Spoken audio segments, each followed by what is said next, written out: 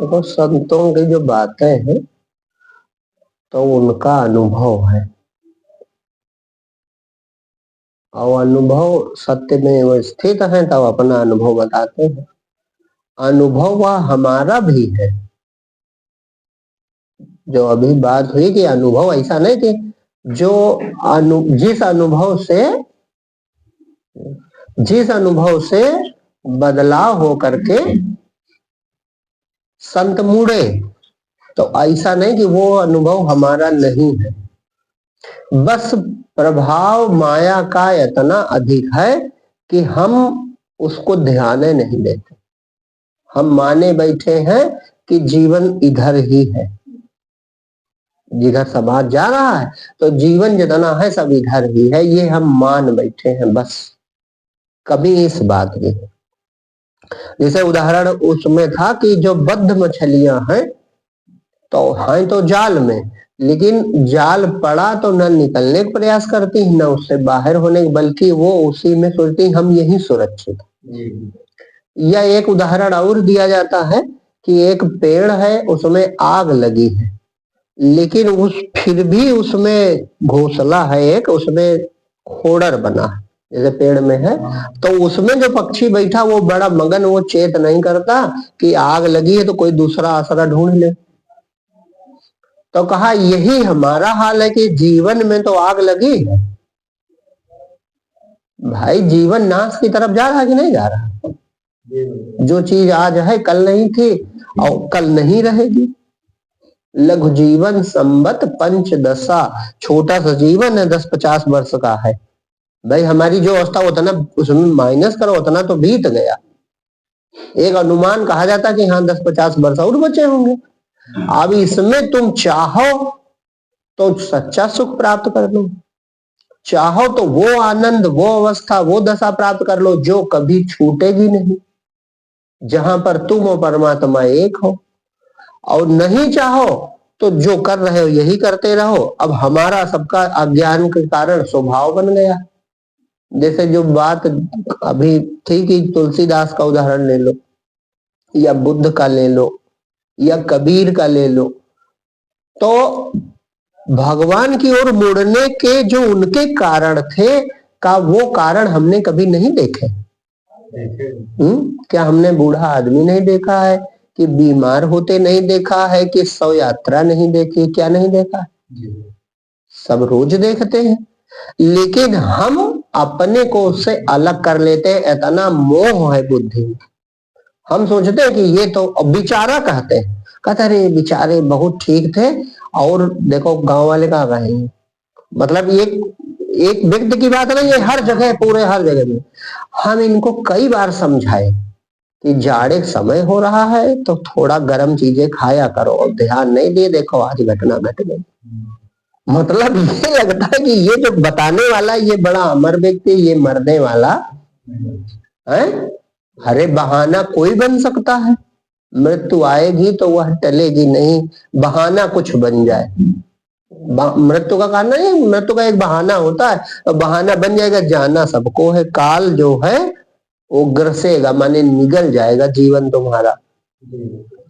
और ये संतों ने जाना है कि एक ऐसा जीवन है जो समाप्त नहीं होता, एक ऐसा जीवन है जहां तुम और परमात्मा एक होकर हमेशा जीवित हो। तो जिज्ञासा उठनी चाहिए अंदर की, चलो वो प्राप्त किया जाए। अच्छी चीज सब प्राप्त करते हैं, तो इस जीवन से वो कई गुना श्रेष्ठ, कई गुना नहीं, वही श्रेष्ठ जीवन है जहां पर जैसे लिखा है संतों को मिला तो कबीर ने लिखा प्रीतम हम तुम एक है, कहन सुनन का दोए। माने प्रभु अब हम और तुम एक हो गए, यानी जीव जो है वो परमात्मा हो गया। कहने भर को भक्त और भगवान बचे हैं। ऐसी दशा प्राप्त हो सकती है, ऐसी दशा के लिए ही भक्ति की जाती है, जहां पर आप भगवान हो जाते हैं। भगवान होने का मतलब भगवान अपने में तुमको मिला लेते हैं, जीव भाव हमारा नष्ट हो जाता है, और उसे ही हृदय कहते हैं। इस शरीर में हृदय नहीं, शरीर में जो हृदय है ये शरीर का अंग है, और हृदय जिसकी परिभाषा गीता में लिखी है, जैसे भगवान कहते हैं मेरे हृदय में संसार है, तो वह हृदय जो है वो परमात्मा का स्थान माने परमात्मा ही है। तो वहां पर हम और भगवान एक है, और उसे ही भूल के हम शरीर को मैं माने बैठे हैं। तो अगर उसे प्राप्त कर लेंगे बस हम वो सब कुछ पा जाएंगे जो हम चाहते हैं, और उस सबसे बच जाएंगे जिससे बचना चाहते हैं। जैसे तुम मृत्यु से बचना चाहते हो तो बच जाओगे, तुम बुढ़ापे से बचना चाहते हो तो बच जाओगे, तुम रोग से बचना चाहते हो तो बच जाओगे। काहे बच जाओगे? क्योंकि तुम जान जाओगे कि मैं शरीर नहीं। शरीर तो नहीं बच सकता, शरीर बूढ़ा भी होगा, शरीर रोगी भी होगा, और शरीर की मृत्यु भी होगी, लेकिन तुम शरीर हो नहीं। इसका प्रमाण रोज रात को होता है, दूसरा शरीर अनुभव करने लगते हो सपने में। गहरी नींद में कोई शरीर नहीं होता, तो तुम शरीर नहीं हो, अपितु तुम परमात्मा के अंश हो, परमात्मा के पुत्र हो। तो जो वो दशा प्राप्त हो जाए तो हम सुखी हो जाए, वह अवस्था प्राप्त हो जाए तो हमारा कल्याण हो जाए। लेकिन प्राप्त कैसे हो जाए, जो बात जहां चल रही थी कि प्राप्त कैसे हो जाए, हम जहां हैं इतनी गहरी नींद में कि हम इसी में राजी हैं, हम इसी में राजी हैं। जैसे अभी एक उदाहरण, रामगढ़ परमहंस जी की बात किताब पढ़ी जा रही थी, तो उन्होंने उदाहरण दिया। उन्होंने कहा कि जैसे किसी का लड़का मर जाता है तो कितना दुख होता है, और आदमी कितना दुख सहता है, और थोड़े ही दिन बाद, ये देखो मोह की महिमा, थोड़े ही दिन बाद वही माता फिर से श्रृंगार करती है। उनका तो वर्णन था कि फिर लाली लिपस्टिक लगाने लगती, और वही पिता फिर से काम करने लगता है। और बेटा जो प्राण प्यारा था, अब वो एक दुख सहा लेकिन फिर भूल गया, और फिर दूसरा बच्चा पैदा करता है, तीसरा बच्चा पैदा करता है, जगह जगह पर दुख उठाता है, लेकिन दुख उठाकर भी ये होश नहीं है, एक दुख से संत मुड़े हैं सब। जैसे अभी बात जो आई थी कि रत्नावली ने केवल यही कह दिया कि तुम बहुत भी सही हो, तुम बहुत भी सही हो, सावन भादो की नदी बढ़ी है और तुम तैर के हमसे मिलने आधी रात में आ गए, मरने तुमको डर नहीं, और अगर इतना प्रेम भगवान से करो तो भगवान मिल जाए। तो उसने अपने स्त्री स्वभाव में कहा, लेकिन तुलसी बाबा उनको चोट लग गई, और चोट हम सब इतने मूर्ख हैं कि ऐसी चोटें हमें रोज लगती, हम सही लेते, हमारी मोटी चमड़ी हो गई। कौन ऐसा है जो गृहस्थी में चोट न लगी हो, लेकिन हम उसको हंस के टाल देते, अरे ऐसा तो सुना करते, ऐसा तो होता ही रहता है। तो हमारी मुक्ति कैसे होगी जब हम उसी में राजी, और उनको ऐसी चोट लगी कि त्यागा, तो फिर त्याग ही दिया, और बात भी मान के कहा ठीक है तुम हमें गुरुए मिली हो, कम से कम बताया तो, अब हम भगवान में खो जाएंगे। और फिर भगवान के ही हो गए तो अमर हो गए। और नहीं, कितने लोग पैदा होते हैं मर जाते हैं, कोई जानता है उनको? भाई आज से 600 साल पहले हुए, तब बहुत बड़े सम्राट तो थे नहीं कि उनका नाम बचता, और बच भी जाता तो कोई श्रद्धा से न लेता। और यह भी नहीं था कि, कहने का मतलब अकिंचन थे। उन्होंने खुद लिखा है कि माता पिता जग जाहि तजो विदहु न लिखो कछु भाल भलाई, माता पिता जिसे त्याग दे, अरे माँ मर गई और पिता ने फेंकवा दिया, तो अब कौन बचा हमारे? और ब्रह्मा जी ने भी यक्को लकीरें, उनका अनुभव था, बचपन में दुख उठाए, तो बचपन में दुख उठाए तो वो कहते हैं ब्रह्मा जी ने भी एक भी लकीर हमारे माथे पे अच्छी विदहु न लिखो कछु भाल भलाई, हमारे माथे पे अक्को लकीर अच्छे भाग्य वाली थी ही नहीं। अब सोचो हम भाग्य ढूंढते हैं, ये जाके ज्योतिषाचार्य से पता लगाते हैं कि देखो बाबा हमारे किस्मत में का लिखा है, कल का होगा, परसों का होगा, हमें कोई मार्ग बताओ।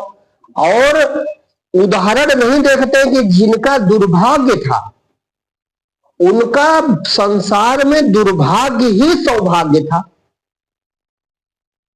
वे बड़े भाग्यशाली थे, ये समझने की बात है। वे बड़े भाग्यशाली थे जो दुर्भाग्यशाली थे। वो बहुत बड़े भाग्यशाली थे जो ऐसे दुर्भाग्यशाली थे। ये दुर्भाग्य मिले कि तुम्हारा कुछ ना हो संसार में तो छोड़ने का बचा। संसार बहुत प्यारा है तो छोड़ना कठिन है। और जिसका कहते हैं माता पिता ने छोड़ दिया तो फिर भगवान के हुए, और भगवान के हुए तो ऐसा परम सौभाग्य मिला कि अमर हो गए, पूजनीय हो गए। तो ये सौभाग्य, यह दुर्भाग्य भी अच्छा है जो भगवान से मिला दे।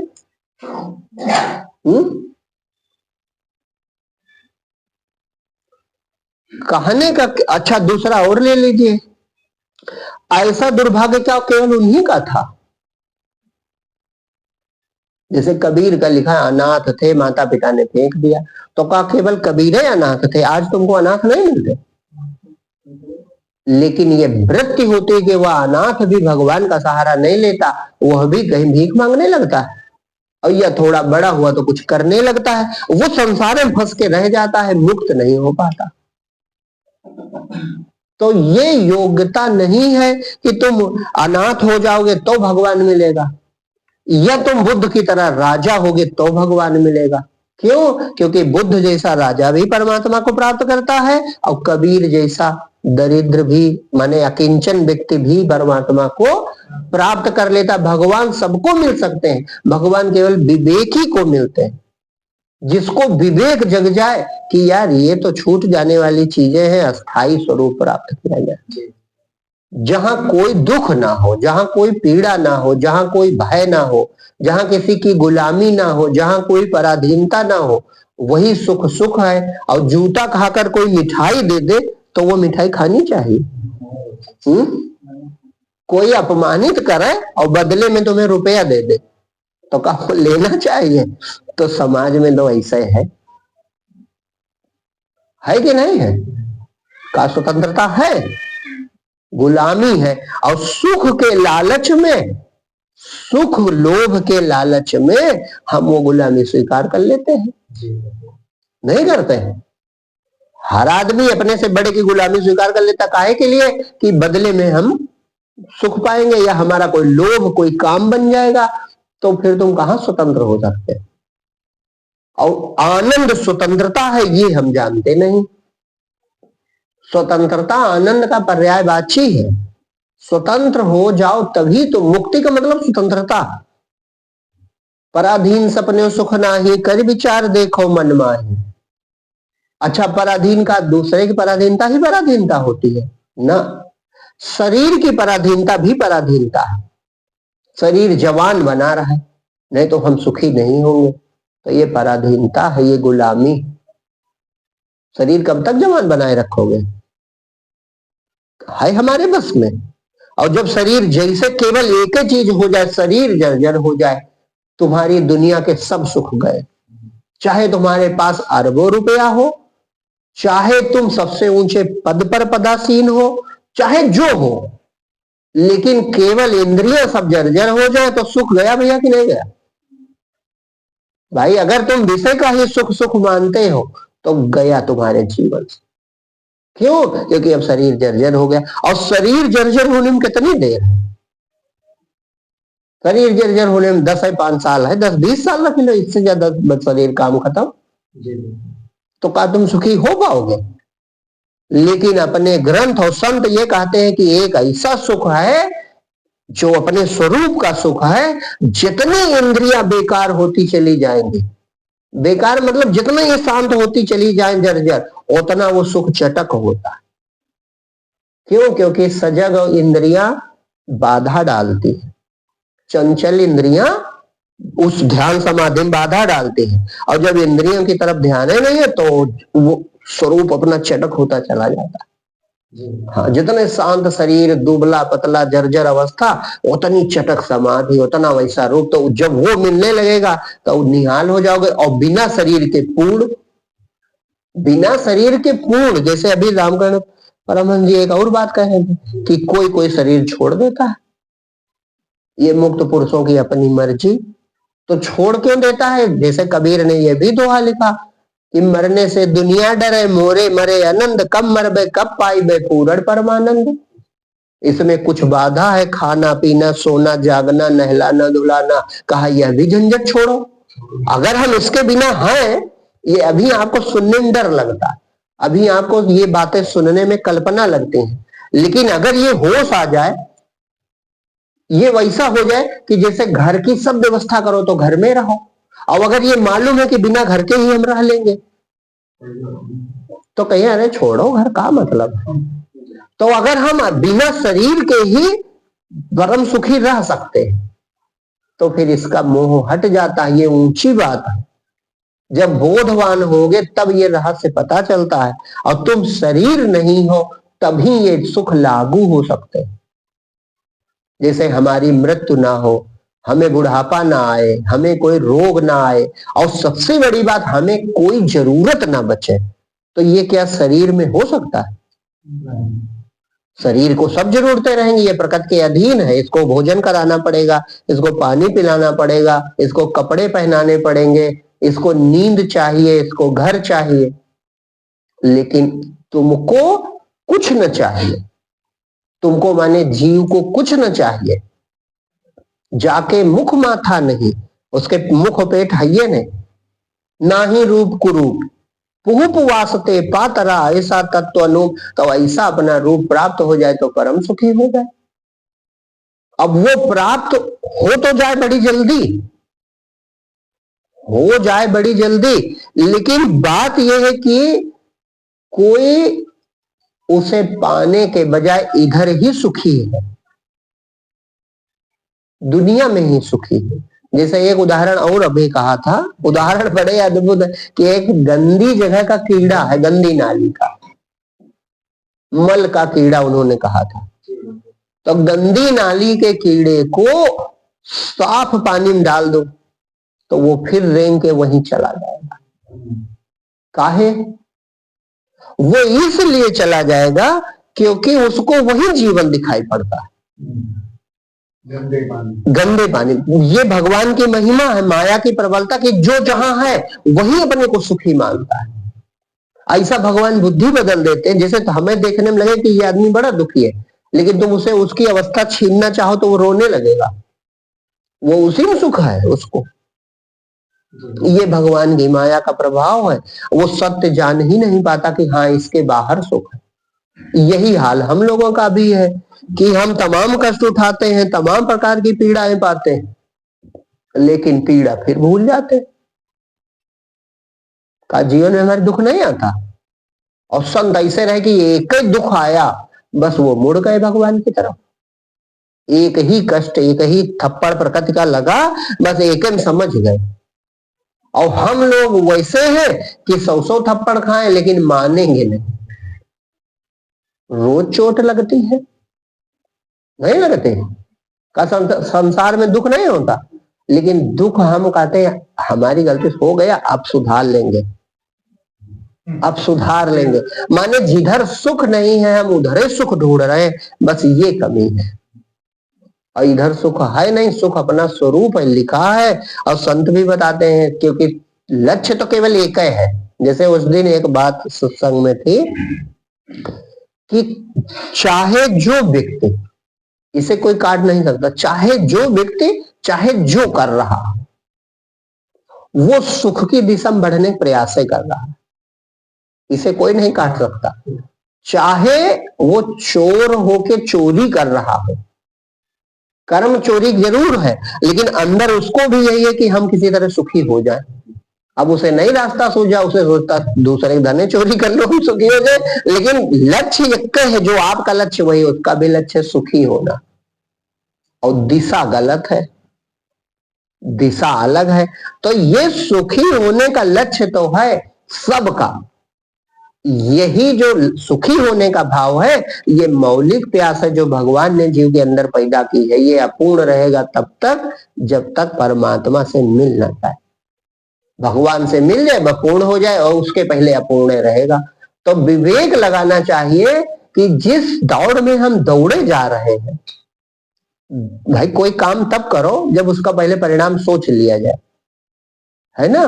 बुद्धिमान वही है कि पहले सोच ले कि जो काम करने जा रहे हैं ये करने से उचित रहेगा कि नहीं रहेगा। तो हम क्या कर रहे हैं, साधारण सबके लिए हम केवल अगर संसार की ओर जा रहे हैं तो केवल एक ही काम कर रहे हैं, हम वैभव बढ़ाना चाहते हैं अपना। काहे, हमको लगता है कि चीजें बहुत ज्यादा हो जाएंगी तो हो सकता है हम सुखी हो जाएं। अच्छा, बुद्धिमान की एक परिभाषा लिखी है। बुद्धिमान कौन है? लिखा है जो भोग का देखता है वो मूर्ख है, और जो बीज में ही वृक्ष देख लेता है वो बुद्धिमान है। बीज में ही वृक्ष देख लेता है माने बीज में पेड़ देख ले पूरा, वही बुद्धिजीवी है। तो हम जिस दिशा का वृक्ष बढ़ाने जा रहे हैं माने तो पहले ही देख लो दूर से ही कि का जिनके पास वो सब चीजें हैं तो क्या वो तृप्त हो गए? भाई आसान तो है नहीं कि आपके पास बहुत धन हो जाए, बड़ा वैभव हो जाए, बहुत कुछ हो जाए, होगा भी नहीं। लेकिन जिनके पास है तो दूर से ही देख लो विवेक पूर्वक कि का वो तृप्त हो गए। अगर हो गए हो तो फिर न रुको, उधर चले जाओ। लेकिन जाके हाल चाल पूछो तो सब दुखी ही हैं, हमारे बड़े दुखी वो भी हैं, उनको भी कमी लगी है, उनको भी चाहिए, वो भी प्यासे हैं, तो तृप्ति कहां हुई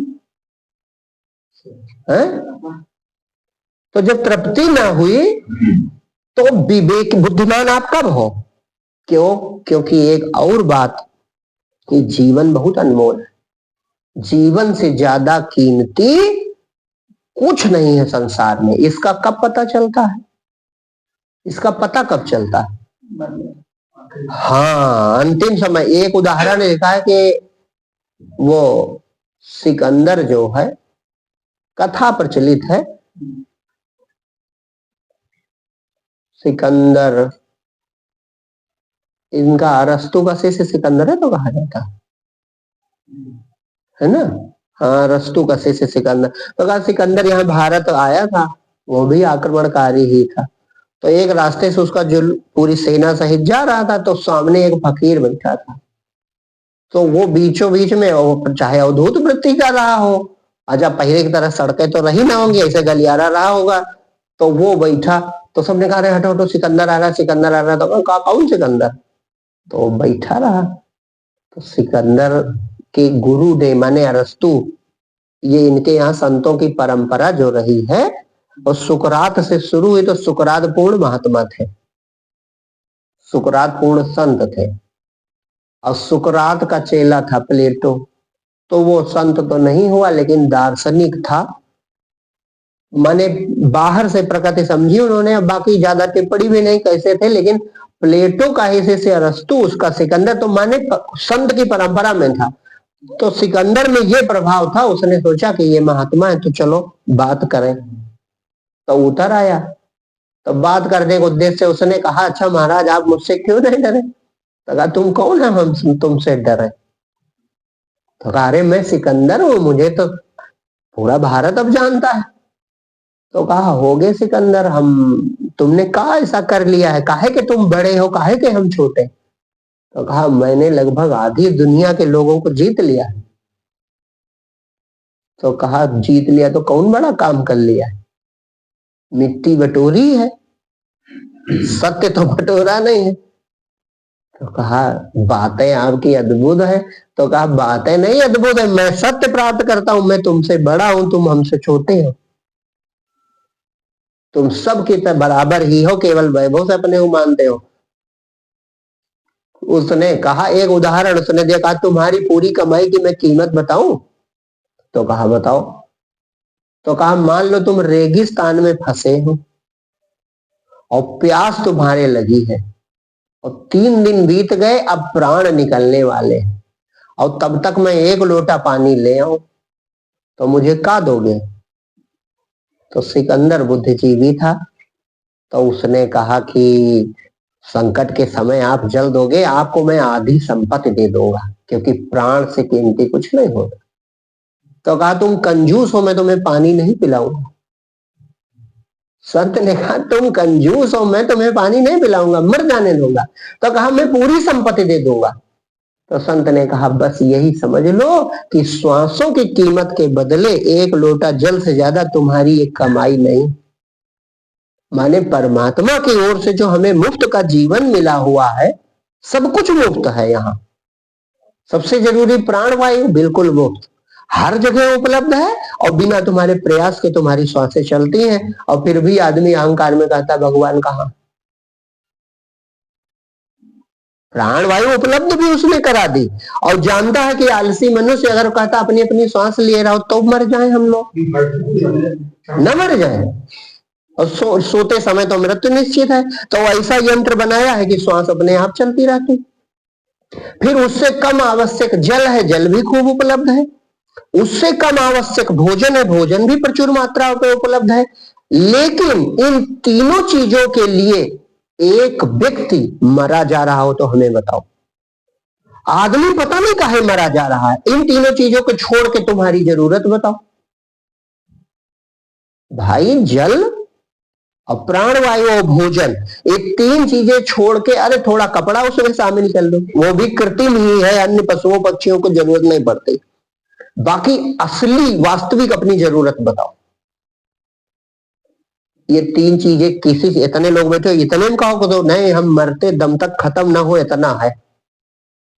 और बहुत लोग ऐसे होंगे कि 10-20 सीढ़ी ना खत्म हो फिर भी कोई रुका है। तो क्या तुम चाहते हो, काहे दौड़े जा रहे हो, रुक ही नहीं रहे, कोई रुक रहा भला। अरब है तो खरब हो जाए, खरब है तो उससे आगे हम शब्द नहीं जानते क्या हो जाए। मतलब पृथ्वी पर होने की चाह जगेगी, बढ़ती जाएगी प्यास, वो करोड़ से अरब, अरब से खरब, वो बढ़ते जाएगा, रुकने वाला नहीं। तो क्या चाहता है वो, इसमें छुपी बात है। ये नहीं हम करें निंदा कि नहीं धन क्यों चाहते, ये विचार करना चाहिए धैर्य पूर्वक कि हम चाहते क्या है। यही मूल विचार है जो तुम्हें भक्त बना सकता है। भाई ये दौड़ जो दुनिया दौड़ी जा रही, वो दौड़ दौड़े का कहा जो पूरी होती ही नहीं। ये दौड़ कभी पूरी ही नहीं होती, पूरी हो जाएगी। कोई स्टेशन बना है कि यहाँ ये पाला छोड़ लो, ये मंजिल तक पहुंच जाओ, बस हो गया, अब नहीं धन कमाना, ऐसा रुकेगा कोई। तो ये विचार करना चाहिए कि हमें खाने की कमी नहीं है, रहने की कमी नहीं है, भगवान की दया से सबसे आवश्यक प्राण चल रहे हैं, जल भोजन उपलब्ध भगवान ने करा दिया है। तो हम किस तरफ जा रहे, काहे जा रहे हैं?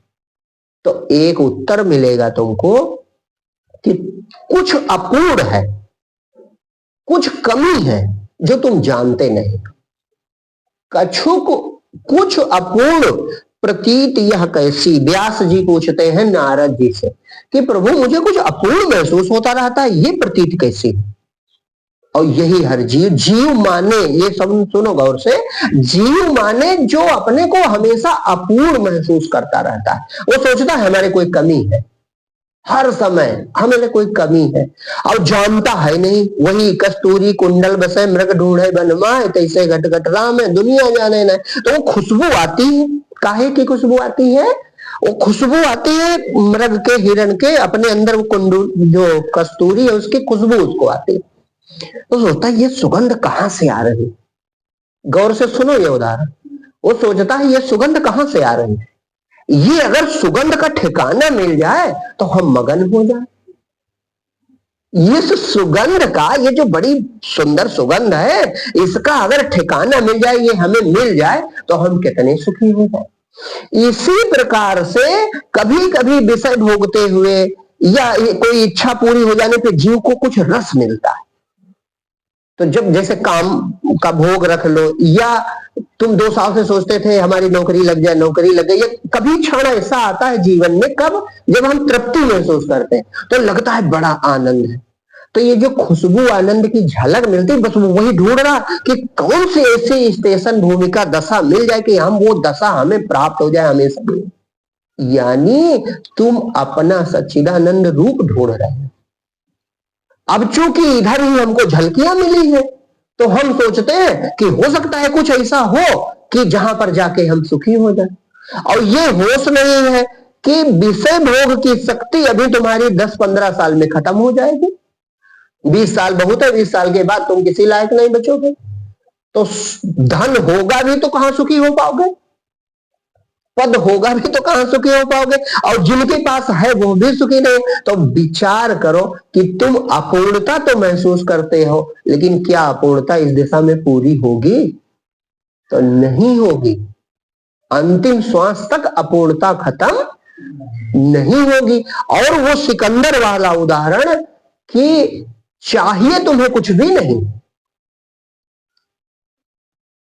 भाई भोजन कपड़ा मकान के लिए कोई नहीं मरा जा रहा है, आदमी पूर्ण होना चाहता है।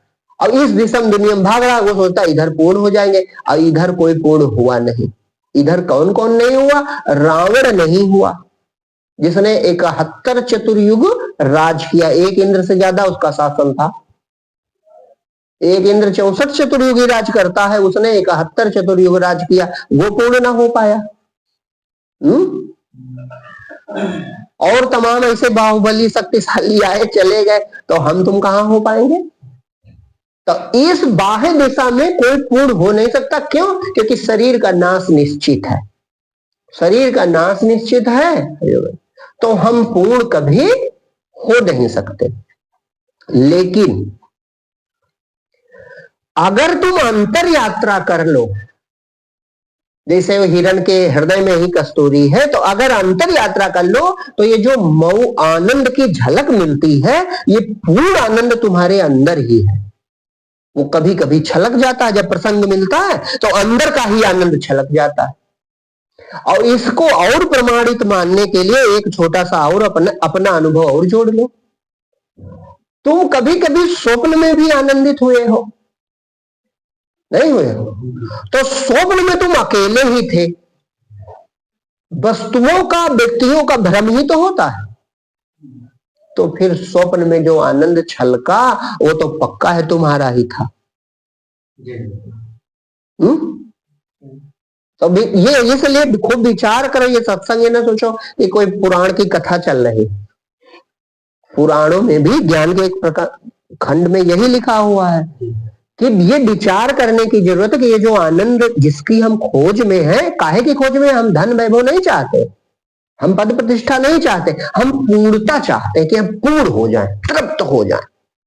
और वो तृप्ति के चक्कर में आदमी इधर भाग रहा है। लेकिन संत समझाते हैं कि ये तृप्ति, जिस आनंद की तुमको खुशबू लग रही है, आनंद की हमको झलक तो मिलती है कि आनंद प्राप्त होता है, झलक मिलती है। और जब झलक मिलती है तो सोचते हो ये पूर्ण जो मिल जाए तो कितना बढ़िया रहा। तो वो आनंद रूप तुम ही हो।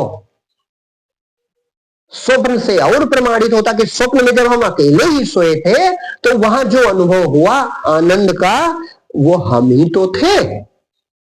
और परिभाषा भी लिखी है कि चेतन अमल सहज सुख राशि। जो ईश्वर अंश जीव है, अविनाशी है। ये एक तो अविनाशी है। देखो तुम्हारे सब गुण वहां लिखे हैं। तुम का हो? तुम अविनाशी हो। इसीलिए तुम मरने से डरते रहते हो। मरने से बचने का प्रयास आदमी पूरी ताकत लगाता रहता। काहे? तुम हो अविनाशी पहले से ही, डरने की कोई जरूरत ही नहीं है। तुम अविनाशी हो।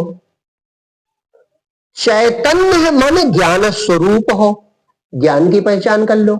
ज्ञान की क्या पहचान है? जो सबको जाने, खुद को जाने, वो ज्ञान स्वरूप है। तो तुम सबको जानते हो। तुम शरीर को जानो, तुम इंद्रियों को जानो, तुम बाह्य विषयों को जानो, तुम पूरी प्रकृति को जानो। जानते हो कि नहीं जानते? और तुम शरीर से निकल जाओ तो आंख अपने को जानेगी।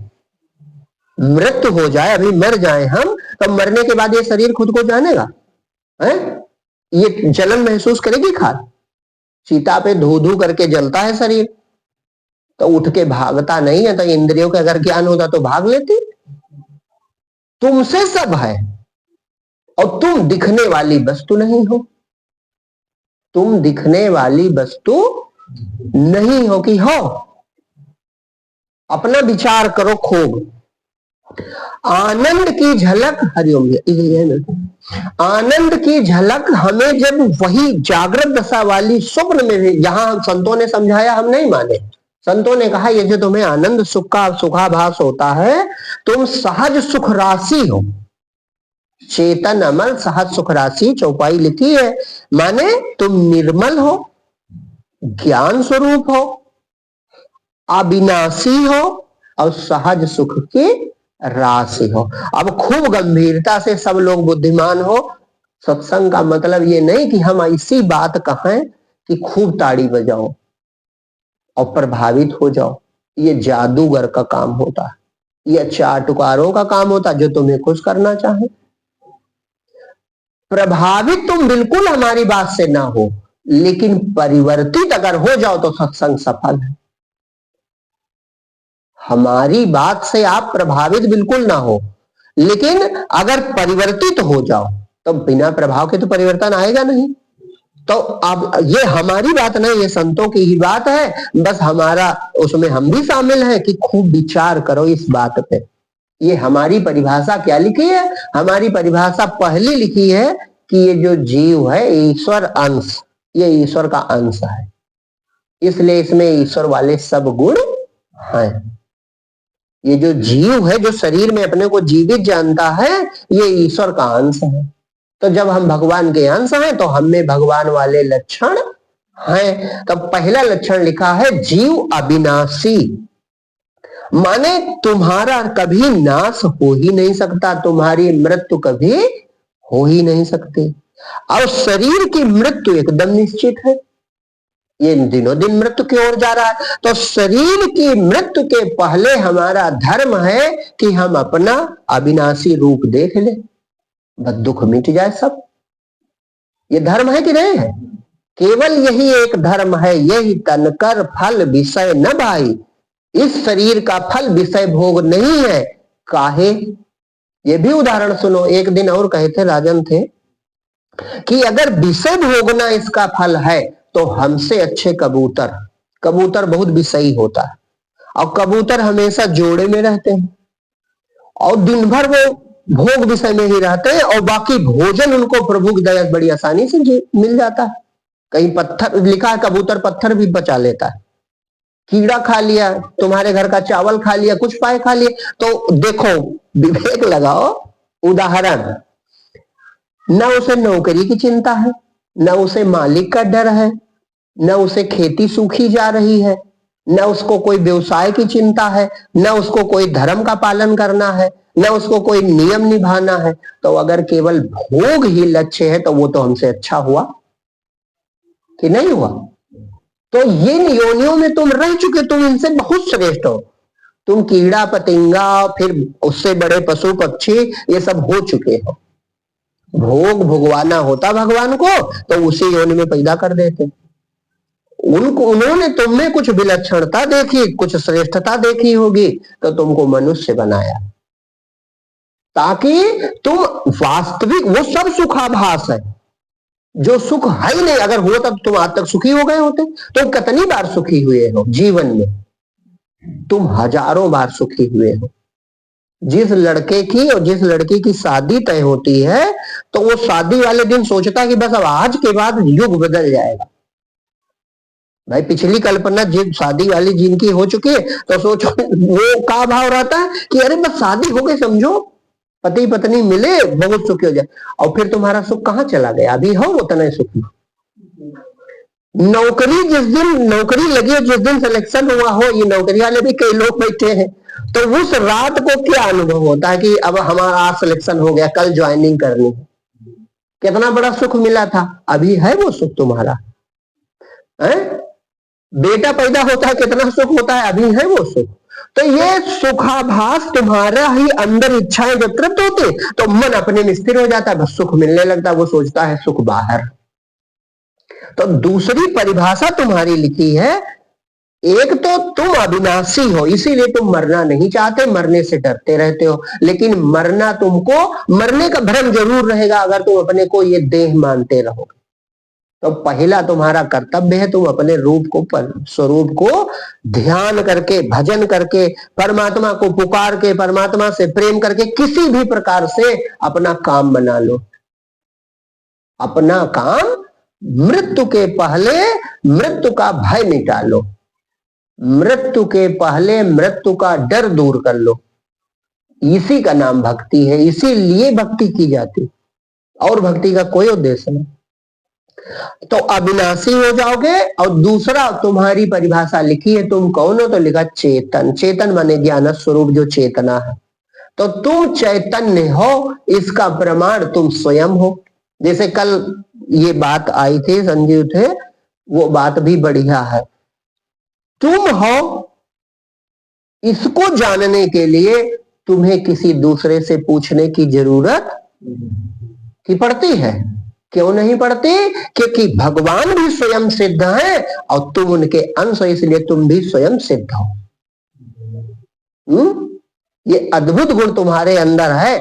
हर चीज के लिए शरीर है, ये सिद्ध करने के लिए आंख चाहिए।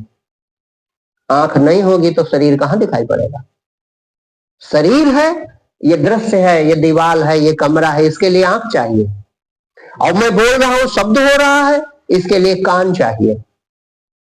ये चाय पी मीठी है, इसके लिए जुबान चाहिए। और यहां बड़ी बदबू आ रही है, इसके लिए घ्राण नाक चाहिए। माने दुनिया सिद्ध करने के लिए ये इंद्रियां चाहिए, और इंद्रियां अकेली कर भी नहीं पाएंगी। कोई मरा पड़ा हो, उसकी इंद्रियां कर पाएंगी? फिर भी उनको सिद्ध करने के लिए भी तुम चाहिए। तुम्हारा होना जरूरी कि नहीं जरूरी? लेकिन मैं हूं, ये सिद्ध करने के लिए किसी प्रमाण की कोई जरूरत, मैं हूं तो हूं, मुझे पूछना थोड़ा है ऐसा कि नहीं है? ये भगवान का लक्षण है जो हमारे अंदर है। भगवान ज्ञान स्वरूप है, जीव भी ज्ञान स्वरूप है, इसीलिए जीव खुद को हमेशा जानता रहता है। बस थोड़ा अंतर उसमें आ गया, वो खुद को देह जानता रहता है। ये अज्ञान है। खुद को तुम शरीर जानते हो, इतना अज्ञान है। लेकिन मैं हूं, इसमें तुमको कोई संशय, और तुम शरीर नहीं हो, इसके असंख्य प्रमाण है। सबसे बड़ा प्रमाण, रात में सपने में एक दूसरे शरीर को तुम मैं करने लगते। उस समय भी तुम उसको कहते हो ये मैं हूं, कहते हो कि नहीं कहते हो? तो अगर ज्ञान न प्राप्त किया तो मृत्यु के बाद जो शरीर मिलेगा उसको कहोगे ये मैं हूं। लेकिन जान ना पाओगे कि ऐसे असंख्य शरीर में छोड़ चुका हूं, मैं शरीर नहीं हूं, मैं शरीर को जानने वाला हूं, मैं शरीर का ज्ञात करने वाला चेतन हूं। इसलिए दूसरी परिभाषा का लिखी है, ईश्वर अंश, जीव अविनाशी, फिर चेतन। तुम अविनाशी, देखो एक एक चीज लागू करो अपने ऊपर और लागू होती है। अविनाशी की पहचान क्या है? कि शरीर मरेगा, हम रातों दिन देखते हैं, सबके शरीर मरते हैं, लेकिन कोई मरना नहीं चाहता। ये बात चिल्ला चिल्ला के सिद्ध कर रही है कि तुम मरने वाली चीज नहीं हो, है कि नहीं है? तो तुम अविनाशी हो और चेतन हो, यानी तुम ही सब जानते हो। जानते हो कि नहीं जानते? तुम ही स्वप्न को जानो, तुम ही जागृत को जानो, तुम ही सुसुप्ति को जानो, तुम ही इंद्रियों को जानो, तुम ही विषयों को जानो। और छोड़ो, विषयों का आनंद तुम ही जानो। चाय नहीं जानती हम मीठी है कि चाय जानती है? चीनी नहीं जानती है, तुम ही कहते हो ये मीठी है, ये कड़वी है, ये खट्टा है, यहाँ सुगंध है, यहाँ दुर्गंध है। तो जितना ज्ञान है ये सब तुमको होता है कि नहीं होता? क्यों होता है? क्योंकि तुम ज्ञान स्वरूप हो, चेतन हो तुम। जड़ चीजें ये दृश्यमान अपने को नहीं जानते। दृश्यमान ये शरीर भी है, इसलिए ये शरीर भी खुद को नहीं जानता। तुम जानते हो, बस तुम्हारा अज्ञान इतना है कि तुम अपने को शरीर जानते हो। लेकिन चेत करो, होश संभालो कि ये शरीर तो हम रात में दूसरा भी देखते हैं, शरीर तो हम रात में दूसरा भी देखते हैं, और उसको मैं करते हैं, तो इसका मतलब हम कोई अलग चीज है। और जब वो देखते हैं तो इसकी याद रहती है उस समय। जब वो रात वाला देखते हो, और छोड़ो, रात में दुनिया दूसरी देखते हैं तो ये इस दुनिया की याद रहती है। दूसरी धरती पे खड़े हो तो इस धरती की याद रहती है। और रात में तो अंधेरे कमरे में सोए थे, तो वहां तो सूरज कौन निकला? चलते फिरते बस से जा रहे हो, बढ़िया बात कर रहे हो, तो कौन सूरज निकला? इसका मतलब सूरज भी झूठा है। दूसरी धरती, इसका मतलब धरती भी झूठी है, प्रकाश भी झूठा है, शरीर भी झूठा है, सब झूठा है, लेकिन तुम सत्य ज्ञान स्वरूप हो। क्यों? क्योंकि तुम वहां होते हो तो वो सत्य हो जाता है, यहां होते हो तो ये सत्य हो जाता है, तो ये दोनों मिथ्या है, तुम सत्य हो। तो ये तुम्हारी दूसरी परिभाषा है, कौन सी? कि तुम चेतन हो। और तीसरी, तुम अमल हो। अमल माने मल रहित। ये शरीर में सब कमी कमी है। शरीर में क्या भरा है? कफ, पित्त, थूक, लार, खून, हड्डी, मांस, मल, मूत्र, इसी का बर्तन है ये। एक उदाहरण बताओ। एक संत जो थे तो 2 मछली लिए और जा रहे थे मंदिर। ये रामगढ़ परमहंस जी का है, उधर का भाई होगा ऐसा, उधर का चाहे खान पान ऐसा रहा होगा उस समय, आज से 100-150 साल पहले की बात होगी। तो वो 2 मछली लिए तो कहा कोई बात नहीं, कोई जाने ना तो पाप माफ। और उन्होंने छिपा लिया और छिपा कर चले गए। और बढ़िया मंदिर में कीर्तन हो रहा था, खूब कीर्तन किया। अब कोई जानता था कि ये मछली लेके आए और घर गए नहीं, इधर ही चले आए तो इन्हीं के पास होंगी। अब वो अपने कपड़े में छिपाए थे। तो जब पूजा खत्म हो गई, आरती होने लगी, तो किसी ने पुजारी से बता दिया कि ये जो बैठे इनके पास 2 मछलियां हैं। तो पुजारी ने कहा तुमने अनर्थ कर दिया, तुम क्यों आ गए अंदर, मछली लेके कैसे आ गए? तो उसने कहा मैंने गलती नहीं की, गलती इसने की। तो कहा किसने? कहा जिसने बताया। तो कहा इसने कैसे की? तो कहा न्याय कहता है न्याय से विचारो, इसी ने गलती की। तुम न जानते तो तुम्हारा अनर्थ तब ना होता। अगर अनर्थ हुआ होता तुम्हें दिखाई पड़ना चाहिए, सूरज निकला है तो गर्मी लगनी चाहिए। बताने के बाद तुम्हारा अनर्थ शुरू हुआ, तो अनर्थ का कारण तो यही व्यक्ति। तो कहते हैं न्याय के लिए ले गए, कहा तुम्हें दंड देना ही पड़ेगा। तो पुजारी बड़ा था, वो ले गया राजा के यहाँ, मुकदमा चल गया। तो मुकदमे में कहा कि भाई तुम मछली लेके क्यों चले गए मंदिर में, दंड तो भोगना पड़ेगा। तो कहा राजन मछली कोई नहीं जान रहा था हमारे पास है, तो जब जान नहीं पाता तो फिर दंड का कोई सवाल नहीं था, ये व्यक्ति दोषी है, इसी ने बताया। तो राजा कहा ये तर्क हमारी समझ में नहीं आ रहा। तो कहा महाराज अच्छा आप बताओ आपके पेट में मल है कि नहीं है? तो राजा ने कहा हाँ है। तो कहा अगर कोई उसे प्रकट कर दे तो अभी आसन अपवित्र हो जाएगा।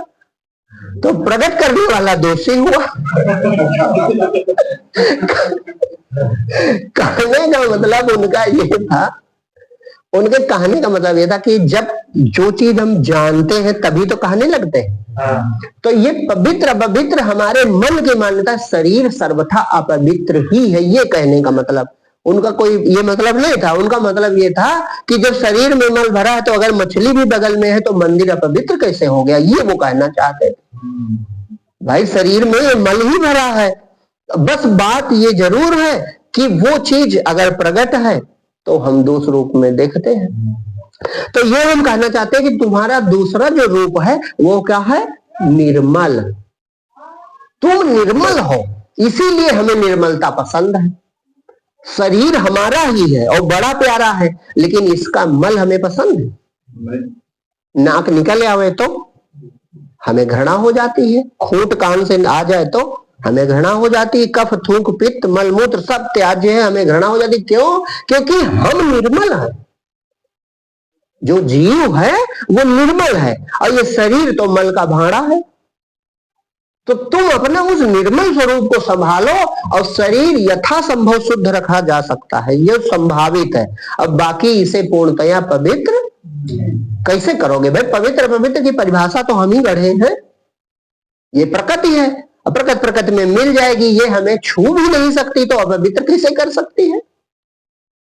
तो तीसरी चीज है चेतन अमल, और चौथी चीज जिसकी दुनिया खोज में पड़ी है सुख। तो कहा गया सहज सुख नहीं हो तुम, सुख राशि हो, तुमसे सुख प्रकटता है, सुख तुमसे पैदा होता है, सुख का अनुभव करने वाले तुम हो। तुम्हारे अतिरिक्त और कोई दृश्य चीज है जो दृश्यमान है वो अपने को जानते नहीं सुख है कि दुख। जब उनको अपना ज्ञान ही नहीं है तो सुख दुख कहां हुआ भाई?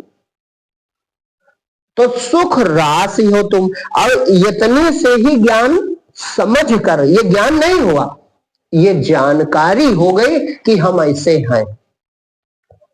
हम जो हैं वो अविनाशी है, मरने वाले नहीं है, इसीलिए हम मरने से डरते रहते हैं। और हम निर्मल हैं, इसीलिए अपने शरीर की ही जो गंदगी है वो हमको पसंद नहीं आती है। और हम ज्ञान स्वरूप हैं, हमको प्रमाणित करने वाला कोई नहीं है, हम स्वयं प्रमाण हैं, हम स्वयं सिद्ध हैं। बस इतनी सी बात है कि हम अपने शुद्ध स्वरूप को नहीं जानते। और जब शुद्ध स्वरूप को जानोगे तो तुम सहज सुख राशि। इसका सबसे बड़ा एक प्रमाण प्रतिदिन आपको अनुभव होता है, और वो है सुसुप्ति। सुसुप्ति माने स्वप्न वाली नींद नहीं, गहरी नींद। गहरी नींद में तुम परम सुखी हो जाते हो। ये थोड़ा बंटवारा करके सुन लो, बंटवारा करके। कौन सा बंटवारा? तन और मन का बंटवारा है। नहीं बंटवारा, मन ही तन बन गया है। लेकिन इस समय अज्ञान काल में समझने के लिए तन की जरूरत इस प्रकार से मिट जाएगी।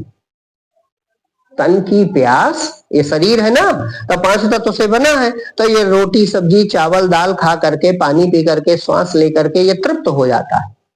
लेकिन मन तृप्त नहीं होता। तो मन गहरी निद्रा की इच्छा करता है, खूब गहरी नींद आ जाए, जब थक जाता है। और जब गहरी नींद आ जाती है तो जब सो के उठता है तो कहता है बड़ा सुखी हो गए, मतलब सुख से सोए, बहुत अच्छी नींद आई, एकदम ताजे हो गए। और अगर जीवन से 3-4 दिन या 1 सप्ताह सोना निकाल लिया जाए, ये सोना ही है, ये सोना नहीं है, वो सोना किसी काम नहीं आएगा। अभी कोरोना आया था तो पता चल गया था कि सोना कीमती है कि 1 किलो आटा कीमती है। ये हम कभी कभी कहा करते हैं कि जो जिसकी कोई कीमत नहीं, वही चीजें जो हरि के यहाँ दुकान पे सजी हैं, और जो कीमती है उसे हम मिट्टी कह देते हैं। भाई जीवन के लिए जरूरी है अनाज, फल, जल और वायु, ये तो जरूरी है। और सोना चांदी मणि माणिक हीरा जवाहरात, ये तुम्हारे जान की फांसी है कि जरूरी है? बताओ। हम कहीं रख ले या पहन लो 250 ग्राम की चैन, अकेले मिल जाओ तो कहो आदमी प्राण ले ले। और काम किसी नहीं आएगी। भूख लगी हो तो क्या खा लोगे? भूख लगी हो तो क्या खा लोगे? और कोई दो भी तो वो यही सोचेगा यार 2 लाख की है यार, तो इनको मार ही डालो, नहीं तो ये 2 किलो आटा देंगे भी नहीं। तो कहने का मतलब जो किसी काम की नहीं है, समाज उसे ही कीमती जानता है। और जो कीमती चीजें हैं वो भगवान ने मुक्त कर रखी। भाई पृथ्वी से पैदा है अनाज, तो भगवान के लिए तो वो उन्होंने मुफ्त ही बनाया। ये हमारी बात है कि कोई अनाज पैदा करता है, कोई दूध, तो दूध वाला अनाज लेता, अनाज वाला दूध लेता। पहले शुरुआत ऐसे हुई थी, बाद में मुद्रा बन गई। ये लिखा नहीं है, अर्थशास्त्र में पढ़ा जाता, पहले यही था। तो कहने का मतलब जरूरी चीजें तो परमात्मा ने बना ही दी है। तो तुम ये इनके चक्कर में नहीं दुखी हो। दुखी इसलिए हो कि स्वरूप जो अपना है, शुद्ध स्वरूप, वो नहीं प्राप्त है। तो स्वरूप प्राप्ति जो है वही, केवल वही एकमात्र हमारी लक्ष्य है। कब? मृत्यु के पहले। मृत्यु के पहले अगर हम अपने को देख ले, बस हम सब कुछ पा जाएंगे। हम जान जाएंगे कि हम कभी मरेंगे नहीं, इसलिए मरने का डर खत्म। और एक बहुत बड़ा ज्ञान ये है कि हमारे अलावा कुछ नहीं है। यही पूर्ण बोध है। द्वैत में अज्ञान बना रहता है, द्वैत में भय बना रहता है। दूसरा है तो भय है, दूसरा है तो व्यवहार है, दूसरा है तो सब कुछ है। लेकिन वो बोध की अवस्था में एक चैतन्य तत्व है, दूसरी कोई चीज नहीं। तो हम भी जब लय होते हैं, हम उसकी ही किरण है, शांत होते तो वही हो जाते हैं। तो एक हो गए और पूर्ण हो गए। और वो स्वयं ज्ञान स्वरूप है, इसलिए किसी से प्रमाण लेने की जरूरत नहीं बचती। जो कल वाला प्रश्न वाला उत्तर था कि प्रमाण लेने की जरूरत खत्म। प्रमाण लेना ही ये सिद्ध कर देता है कि अभी हमने अपने को जाना। क्यों? क्योंकि हमारे होने में कोई शंका नहीं। तो जब हम बिल्कुल अकेले बच जाएंगे अपने स्वरूप में, तो वो कितना, जब ये जीव के अंश में ये स्वभाव गुण है कि ये अपने लिए कोई प्रमाण नहीं ढूंढता।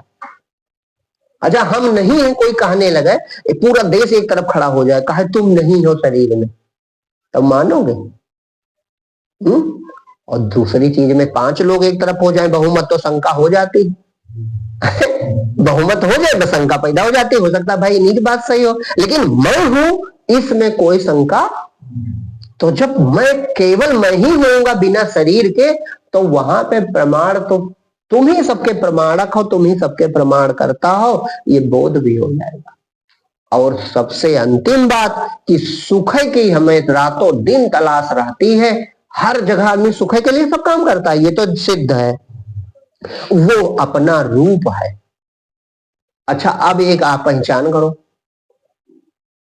एक कल्पना करो कि सुख अपने आप हो, तो कोई कुछ करेगा? है?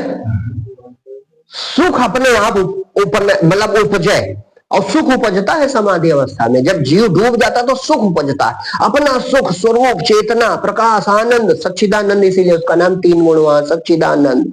वो सत्य है सब कुछ जानता है, और आनंद स्वरूप, इसीलिए उसका नाम है सच्चिदानंद। सत्य चैतन्य आनंद, वो आनंद ही है और है, इसलिए सत्य कहा जाता है, प्रकाश रूप दिव्य स्वरूप। और वो ज्ञान स्वरूप है, खुद को जानता है दुनिया को भी जानता है।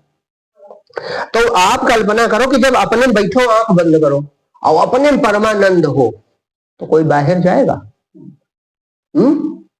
तो यही प्रमाण है कि जब तक किसी की वृत्ति बहिर्मुख रहती है, तब तक पक्का जानो कि वो भले ज्ञान बघारता हो लेकिन बोध नहीं। योग वशिष्ठ में एक उदाहरण आता है कि चील पक्षी बहुत ऊंचा उड़ती है, चील पक्षी बहुत ऊंचा आकाश में उड़ती है, लेकिन और हंस भी ऊंचा उड़ता है, लेकिन हंस चील की पहचान है कि जहां हाड़ देखेगी चील नीचे गिर जाएगी।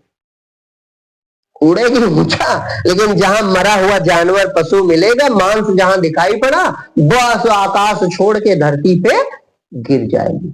इसी तरह अज्ञानी और ज्ञानी में फर्क होता है। जो बोधवान है वो आकाश में ही रहता है, जो बोधवान है आकाश मतलब वो अपने वो स्वरूप में ही रहता है। लेकिन जिसको बोध नहीं है तो वो भले ऊंची बात करता हो, लेकिन जैसे भोग विषय देखे बस उसी हाड़ पे गिर जाएगा। तो स्वरूप बोध के पहले कोई अपने में स्थिर नहीं हो सकता, लेकिन जो स्वरूप बोध में है वो फिर कभी बहिर्मुख भी नहीं। ये चौपाई लिखिए, कर्म की होए स्वरूप चीज है, प्रश्नवाचक चौपाई है। कर्म की होए, कहा कर्म भी करता है और स्वरूप की बात भी करता है, तो अभी अज्ञानी है। ज्ञान भी बघारता है और 4 फैक्ट्री या व्यवसाय भी करता है। हालांकि ये लक्षण प्रमाणित नहीं करेगा, किसी की पहले चल रही हो बोध हो जाए तो चल सकती है, ये लक्षण कोई प्रमाण नहीं है, लेकिन अंदर से वो नहीं करेगा, वो हृदय से नहीं करेगा। चल रहा है तो चल रहा है प्रवाह में। मान लो कोई बहुत बड़ा उद्योगपति था और बोधवान हो गया, तो उसका व्यवसाय चल रहा तो चल, लेकिन वो नहीं करेगा, उसका कर्ता भाव नष्ट हो जाएगा। मैं करता हूं, यही तो हमारा अज्ञान है, और हो सब अपने आप रहा है, ये हमें होश नहीं। सब कुछ अपने आप हो रहा है, इस बात का हमें होश नहीं है। तो जब स्वरूप का बोध हो जाता है तो यही पता चल जाता है कि प्रभु ही है, एक परमात्मा है, दूसरा कुछ है ही नहीं, तो बस बहुत बड़ा कल्याण हो जाता है।